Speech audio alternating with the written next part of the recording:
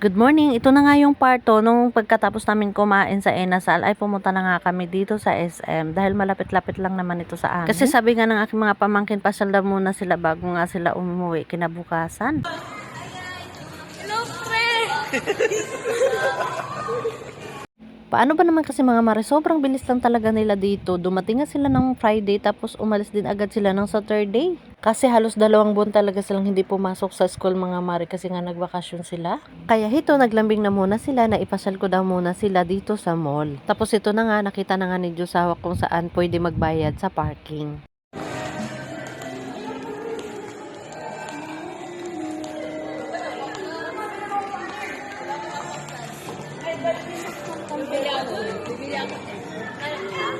Wala yan doon?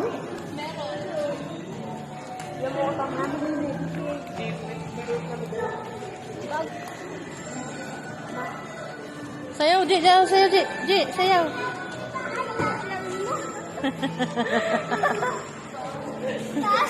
Ah.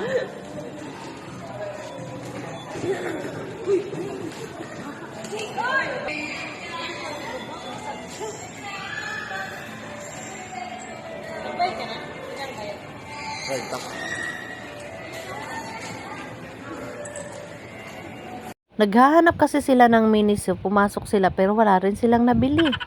Tapos sabi ko rin kay Josawa ay mamasyal-masal rin kami, tapos pag may mapili kami, bibili kami, pero wala rin naman kaming napili. Tapos sabi ko sa kanila, alalayan muna nila yung 2 bata kasi nga lilipat din kami dito sa kabila at mamimili din kami kung ano nga namin gustong piliin. Tapos alam niyo ba mga mari, nung nakapili na ako, mayroon akong gustong piliin, tapos nakita ko parang mayroon nito sa Shopee, tapos dito ang sobrang mahal. Tapos na-shock nga ako, yung maliit ko na bag na kulay black na nakalagay yung woman. Ayan pala, gentlewoman. Diyos ko dahil, nagulat ako. Akalain mo ba doon 399 tapos nabili ko yan sa Shopee ng 89 pesos lang? My God, grabe, sobrang mahal talaga dito sa mall. Tapos may nakita nga akong 6 packet na pants, grabe, sobrang mahal, pero sa TikTok at Shopee, sobrang mura lang. Alam mo ba, na pareho lang halos ng quality ng kanilang tela, yung presyo lang talaga magkaiba. At ito na nga, bumili nga itong aking pamangkin ng bag, tapos ako ang pinabayad, at ako nagbitbit, kasi daw nahihiya daw siya magbayad, kaloka. Pero syempre, sarili niyang pera, ako lang pinabayad niya kasi nahihiya nga daw siya magbayad. At putulin ko muna itong video na to, so abangan nyo yung party sa pag-uwi nila ng Jensa.